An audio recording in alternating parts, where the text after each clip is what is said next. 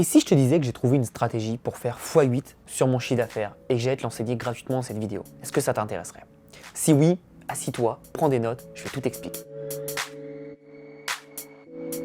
Quand j'ai commencé à me lancer sur Internet, j'ai fait comme tout le monde, à avoir plein de business et j'ai commencé à me concentrer sur ce qui me plaisait le plus. Ce qui me plaisait le plus, c'était d'enseigner aux personnes. C'est pour ça que ça fait plus de 7 ans que je fais ça. Et j'ai commencé tout simplement à enseigner, à lancer un business de print on demand. C'est quelque chose que je faisais déjà depuis plus de 2 ans à l'époque où j'ai commencé et je me suis dit que c'était très intéressant de pouvoir lancer. Et ce que j'ai fait, c'est que j'ai commencé donc à vendre des formations. Le problème, c'est que je stagnais à 5 000 € par mois. Et donc, comme je t'ai dit au début de cette vidéo, je vais t'apprendre comment faire x8. Donc x8 fois 5 000, ça fait 40 000. J'ai très vite monté à 40 000 et comment j'ai fait ça? Tout simplement en travaillant plusieurs choses. La première chose, c'était qu'à la base, j'avais juste un seul produit qui me permettait d'accéder à ces 5 000 €. Mais le problème, c'est que forcément, au fur et à mesure de faire du contenu, moi j'ai toujours fait du contenu, mais même si tu fais de la pub, c'est pareil, au fur et à mesure, tu remplis ta base email, mais les personnes, quand elles ont été confrontées à ton offre de base, ils achètent, tant mieux, ils n'achètent pas, ils n'achèteront pas. Et c'est là le problème de beaucoup de business, ils s'arrêtent là. C'est-à-dire qu'ils relancent, ils essayent de faire des promotions, etc. Mais une personne qui a déjà vu ton offre, s'il n'a pas acheté 1, 2, 3, 4 fois, il ne l'achètera jamais. Alors après, il y a une petite astuce, et je te la donne en cadeau, c'est tout simplement de changer ta page de vente. Tu mets ta page de vente 1, 2, 3, 4 fois devant les yeux de ton prospect. Si à la 4e fois il n'a pas acheté, n'hésite pas à faire une autre page de vente sur la même offre, sur le même produit, mais qui va traiter d'autres objections, qui va traiter d'autres problèmes et dont tu vas parler beaucoup plus ou différemment dans cette page de vente. Ça, c'est une petite astuce. Maintenant, ça marche, mais en général, si la personne n'a pas acheté au bout de 4 fois, c'est très rare qu'il achète une 5e fois. Ça peut déclencher quelques ventes, mais on ne va pas passer de 0 à 100 ventes en plus. On est d'accord? Donc moi, ce que je propose, c'est que comme je suis parti de ce constat-là, je me suis dit comment est-ce que je peux augmenter mon chiffre d'affaires sans forcément augmenter mon input de lead. Alors, qu'est-ce que c'est l'input de lead? C'est tout simplement le fait d'avoir un amas de nouveaux leads. J'avais toujours ce même nombre de personnes qui rentraient et donc j'avais juste besoin d'augmenter mes ventes, donc d'augmenter techniquement mon taux de conversion. Évidemment, tu peux travailler sur la page, ton copywriting, ton offre, etc. Mais là où j'ai commencé à travailler beaucoup plus, c'est que je me suis dit, attends, même si j'offre une solution globale à un problème, ça se trouve, pas toutes les personnes n'ont le même problème. Ça se trouve, sur 12 modules, j'avais un gros programme de 12 modules à l'époque, ça se trouve seulement quelques personnes en fait vont avoir ce problème. Et peut-être que certains vont avoir juste le problème du module 1, d'autres que du module 2, d'autres que du module 3, etc. etc. Donc ce que j'ai vite commencé à faire, c'est ce qu'on appelle des petits produits. J'ai pris des bouts de ma grosse formation et je les ai packagés en tant que seule formation. Et ce qui s'est passé, c'est que beaucoup de personnes n'avaient pas forcément envie d'investir un gros montant ou n'avaient pas envie de pouvoir répondre à tous les problèmes, ils avaient juste un problème précis. Et donc, ce qu'ils faisaient, c'est qu'ils devenaient clients de ce problème précis. Ce qui est génial là-dessus, c'est que ça m'a permis d'avoir plus de clients, donc plus de fréquences d'achat. Et j'ai des personnes qui, en découvrant tout simplement un module, et donc en découvrant ma façon d'enseigner, ils ont accroché, ils sont tout de suite devenus clients de l'autre formation, de la grosse formation. Et donc, ce qui est intéressant là-dessus, c'est qu'en fait, j'ai fait rentrer des personnes dans mon écosystème par un petit produit pour derrière les amener vers un gros produit. Petit à petit, ça a permis de fidéliser les personnes, de pouvoir créer de nouveaux produits. Le problème de ça, c'est que j'ai tout simplement eu un énorme problème. C'est que j'ai arrêté de faire la grosse formation, de la mettre à jour, etc. pour me concentrer sur les petits produits. Et le problème de beaucoup de personnes qui vous parlent de petits produits, c'est génial, c'est super, mais le problème c'est que c'est très épuisant parce que chaque mois, tu dois trouver une nouvelle idée. Alors, si tu es créatif, si tu travailles, comme c'est mon cas par exemple, j'ai pas de problème. J'ai plein d'idées, là aujourd'hui, je pourrais avoir au moins 2 à 3 ans d'avance en termes d'idées. Mais le problème, c'est que pas tout le monde est comme ça et que ça arrive à tout le monde, ça m'est déjà arrivé par le passé. Parfois, tu as des coups de mou, parfois tu n'as plus d'inspiration et parfois tu ne sais plus quoi penser. Et bien, c'est là où j'ai tout simplement créé une idée qui est révolutionnaire et qui a changé ma vie. Cette idée, c'est quoi? C'est beaucoup de personnes sur Internet te parlent de petits produits. Moi, j'en fais partie. Beaucoup de personnes vont te parler de gros produits. J'en fais un peu moins partie. Et je me suis dit, mais c'est con. Pourquoi en fait on ne peut pas relier les deux et avoir tout simplement ce que les Américains appellent une value ladder, donc une échelle de valeur, ce qui fait que quelqu'un va arriver à un montant faible, mais va petit à petit monter et dépenser plus chez toi et arriver à un montant très cher. Et au final, moi j'ai des clients, en faisant ça, qui ont dépensé 5 000, 10 000 € chez moi, alors que j'ai tout simplement un produit maximum aujourd'hui à 1 000 €. Comment est-ce que c'est possible? Parce que j'ai travaillé à fond ma fidélisation et ma rétention.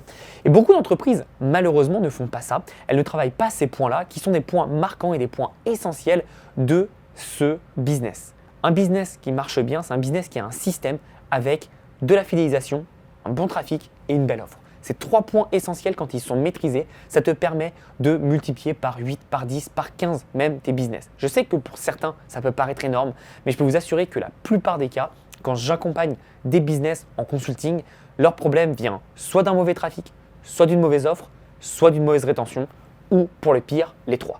Mais en fait, parfois, il suffit juste de modifier un seul point pour faire des résultats géniaux. Et donc c'est pour ça que j'ai commencé à travailler tout ça. Et au fur et à mesure, quand on travaille bien la fidélisation, quand on travaille bien notre offre, eh bien on va avoir quelque chose d'assez intéressant qui est une augmentation de la LTV. La LTV, qu'est-ce que c'est? C'est la lifetime value. Donc on augmente la valeur à vie de nos clients. Et ce qui se passe, c'est qu'en faisant ça, on va pouvoir tout simplement permettre d'avoir de vrais résultats sur le long terme. Parce que si un client nous a coûté, allez, je dis une bêtise, 10 € en coût d'achat par la pub. Donc je dis 10 €, évidemment, ce n'est pas le coût du lead, c'est le coût du client. Donc admettons qu'il nous coûte 10-20 €.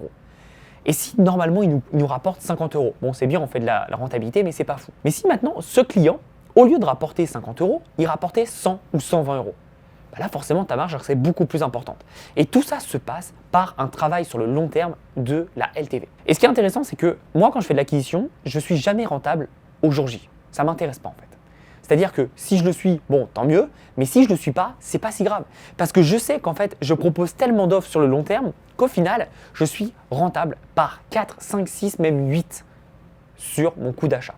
Donc en fait, c'est génial, mais c'est juste une vision long terme. C'est une vision qui n'est pas faite pour tout le monde, ça je le conçois, mais c'est une vision qui permet, quand on associe les petits produits avec les gros produits, on a un écosystème qui fait que si la personne, tu la confrontes à ton gros produit et qu'elle ne l'a pas acheté, bah, peut-être qu'elle sera intéressée par commencer par le petit produit et monter petit à petit sur ton gros produit. Certaines personnes ne passeront pas par le petit produit et iront direct sur le gros produit. Et c'est ça qui est fascinant, c'est que quand tu vois sur internet tous les gens qui disent oui c'est mieux le high ticket, etc. Toutes ces personnes en fait, comme elles proposent que du high ticket, que du high ticket, que du high ticket, d'office, elles se barrent d'une énorme manne financière. Parce que même si tu vas avoir un positionnement premium, je te rappelle que Apple aussi a des produits low ticket, malgré ce qu'on peut dire. Évidemment avec un positionnement génial, mais Apple a des produits à 100, 200 €. Après, si tu veux, son vrai produit, c'est l'iPhone, par exemple, et c'est 1500 ou 1200 €, je ne sais plus, mais on voit le gap. Par contre, le fait d'avoir ces produits d'Apple qui sont si intéressants, pas mal, permettent à ces personnes-là de rentrer dans l'écosystème d'une façon ou d'une autre, et après de venir. Pareil, les personnes qui rentrent dans l'écosystème par un iPad ou même un iPhone, derrière, iront plus facilement acheter de l'Apple TV, iront plus facilement acheter un Mac Pro, etc. Et donc, chaque produit que tu as est un point d'entrée dans ton écosystème. Il ne faut en négliger aucun et toutes les personnes qui chient sur le low ticket, donc le petit prix, ne comprennent pas qu'en fait, ils se chient sur leur business parce qu'ils ne comprennent pas que chaque produit est un point d'entrée vers ton business. Donc si la prochaine fois tu as un formateur ou un pseudo-coach qui te chie sur les petits produits, c'est qu'il n'a pas compris qu'on peut rentrer tout simplement dans un business de différentes façons. Et je te donnerai un autre exemple par rapport à ça. Regarde les marques de luxe, Dolce & Gabbana, Dior, etc. Elles ont tous un produit low ticket qui s'appelle les parfums, entre 50 et 100 €. C'est très loin d'un produit, par exemple pour un sac ou même des vêtements, mais ça te permet de rentrer dans leur écosystème. Évidemment, pas toutes les personnes qui achètent un parfum vont acheter un sac. Par contre, je peux t'assurer que toutes les personnes qui achètent un sac ont au moins acheté un parfum ou un produit moins cher de la marque. Donc pense vraiment à ça et c'est très important de comprendre cet univers d'écosystème. Beaucoup de personnes en fait s'arrêtent sur ce que les gens disent. Regardez ce que les gens font.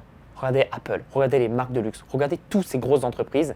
Si elles font une stratégie, c'est parce que ça marche. Donc regardez comment vous, à votre échelle, vous pouvez mettre en place ces stratégies pour que ça marche aussi. Encore une fois, retenez bien, écosystème, échelle de valeur, fréquence d'achat et on augmente la LTV. Si tu as aimé cette vidéo, partage-le à des amis entrepreneurs, abonne-toi à la chaîne et surtout, n'hésite pas à me donner ton avis en commentaire. Si tu as aimé cette vidéo, n'hésite pas à voir mes dernières vidéos. Elles s'affichent juste ici. Tu vas voir, tu vas apprendre plein de stratégies pour augmenter tes résultats sans toucher forcément à ton trafic.